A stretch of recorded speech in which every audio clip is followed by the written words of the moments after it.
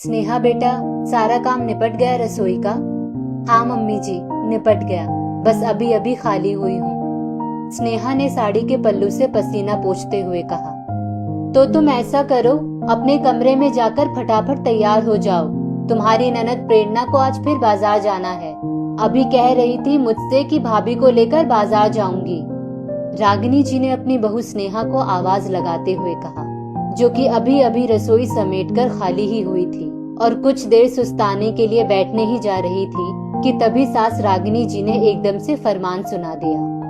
Mummy जी, मैं जीजी के साथ बाजार तो बिल्कुल भी नहीं जाऊंगी। मेरा जरा भी मन नहीं है उनके साथ बाजार जाने का। स्नेहा ने बिना किसी लाग लपेट के स्पष्ट शब्दों में रागिनी जी से कहा।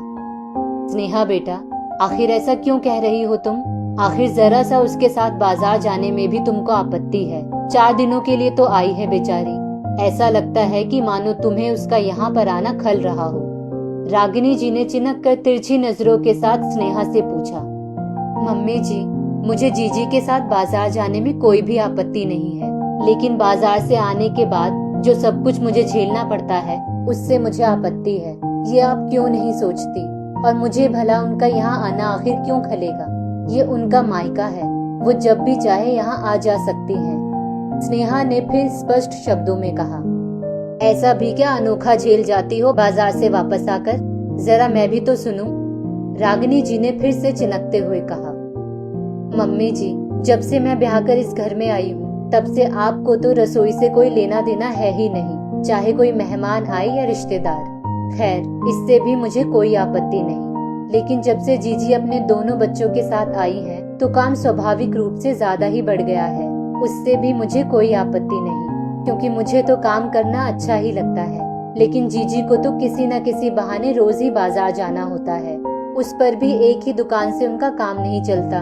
10 दुकान पर जा जाकर बहुत मोल भाव करके बड़े एहसान के साथ सामान लेंगी, और यही सब करते करते मैं तो बहुत थक जाती हूँ। उसके बाद जब घर वापस आओ तो जीजी तो थक गई का फरमान सुनाकर आपके पास आराम से बैठ जाती हैं, पर मुझे तो सीधे रसोई में ही घुसना पड़ता है, क्योंकि उतनी देर में दोनों बच्चों को बड़ी जोर से भूख लगाई होती है।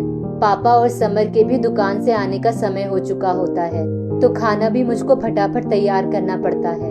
आखिर मैं भी तो इंसान हूँ, मैं भी तो थक जाती हूँ ना। लेकिन आप लोगों में से किसी का भी ध्यान घर की बहू की तरफ नहीं जाता है, क्योंकि वो तो काम करने की मशीन जो है ना, चाहे जितना भी काम करवा लो, फिर चाहे वो बाजार हो या फिर घर हो या फिर रसोई हो, वो थकती थोड़े ही है, क्योंकि उसमें जान ही नहीं होती है।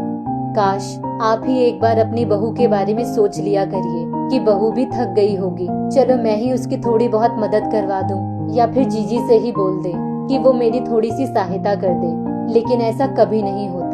इसीलिए मुझको तो जीजी के साथ बाजार नहीं जाना है, आप ही उनके साथ चली जाइए। इसी बहाने थोड़ा टहलना भी हो जाएगा और आपको भी कुछ समझ में आएगा।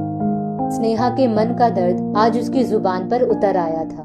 अभी स्नेहा की शादी बीते साल नवंबर में ही हुई थी और गर्मी की छुट्टियों में उसकी ननद दोनों बच्चों के साथ यहाँ पर आ गई। अब तो प्रेरणा को रोज ही किसी खरीदारी के लिए बाजार जाना होता, क्योंकि उसकी शादी कस्बे में हुई थी और मायका शहर में था, और उसके साथ कहीं ना कहीं उसके मन में ये भी लालसा रहती थी कि यहाँ पर जितना ज्यादा से ज्यादा सामान वो खरीद लेगी उतना ही वो फायदे में रहेगी, क्योंकि यहाँ पर वो जो भी सामान खरीदेगी वो उसके पापा और भैया की ही जेब से जाएगा, क्योंकि मम्मी तो सामान का रुपया दिए बिना मानेंगे ही नहीं। और इसी चक्कर में वो जबरदस्ती अपनी भाभी स्नेहा को भी साथ लेकर जाती और लौट कर खुद तो आराम से बैठ जाती, लेकिन स्नेहा की आफत आ जाती, क्योंकि उसके आते ही सास ननद और दोनों बच्चों की तरह तरह की फरमाइशें शुरू हो जाती। कभी पकौड़ियाँ बना दो, तो कभी चिल्ला बना दो, तो कभी उत्पम बना दो, और फिर डिनर की भी जिम्मेदारी का बोझ स्नेहा के कंधों पर। लेकिन पिछली बार जब स्नेहा बाजार से वापस आई थी तभी उसने सोच लिया था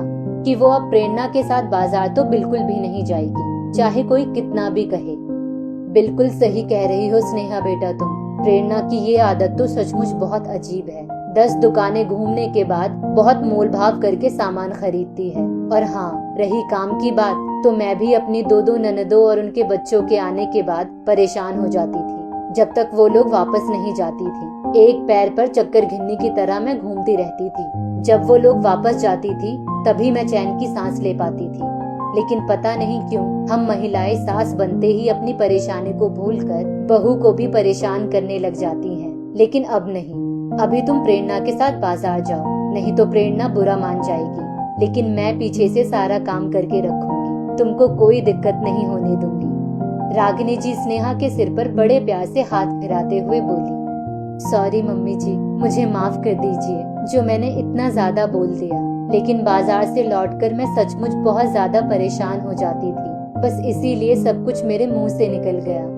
स्नेहा हाथ जोड़कर बोली, नहीं बेटा, सॉरी की कोई बात नहीं, तुमने बहुत अच्छा किया, क्योंकि मन में बात रखने से मन परेशान करता रहता है और मन में नफरत की भावना घर कर जाती है और समय के साथ यही सब छोटी छोटी बातें बड़ा रूप भी ले लेती हैं। तुम निश्चिंत होकर बाजार जाओ, अब तुम्हारी सास सब कुछ संभाल लेगी।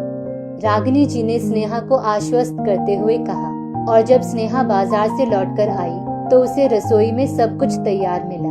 अब तो स्नेहा सचमुच बहुत ही खुश हो गई। थैंक यू मम्मी जी। स्नेहा भावुकता में रागिनी जी के गले से लिपट गई। बेटा थैंक यू की कोई बात नहीं, और हाँ, अब मैं रसोई में रोज तुम्हारी मदद करवाया करूंगी, क्योंकि मुझे भी लगता है कि तुम्हारे आने के बाद जब से मैं सारे काम धाम छोड़कर बैठ गई हूँ तो मेरे हाथ पाँव में दर्द भी रहने लगा है। खाना हजम नहीं होता सो अलग, और शरीर भी धीरे धीरे भारी होता चला जा रहा है। अब ये गलती मैं बिल्कुल भी नहीं करूँगी, क्योंकि कहा भी जाता है कि व्यस्त रहो मस्त रहो। रागिनी जी ने फिर से अपनी बात रखते हुए कहा, अरे वाह मम्मी जी, फिर तो हम दोनों माँ बेटी एक साथ सारा काम करेंगे और साथ में खूब ढेर सारी गपशप भी। फिर तो खूब मजा आएगा और काम भी चुटकियों में निपट जाएगा। स्नेहा ने बड़े प्यार से रागिनी जी के गले लगते हुए कहा, हाँ सही बात है बेटा। और कुछ ही देर में दोनों सास बहू आराम से बातें करते हुए रसोई में काम कर रही थी। दोस्तों, इस स्टोरी को लेकर आपकी क्या राय है, नीचे कमेंट करके जरूर बताइएगा। और ऐसी ही और भी बेहतरीन वीडियोस के लिए हमारा पेज जरूर फॉलो करें। धन्यवाद।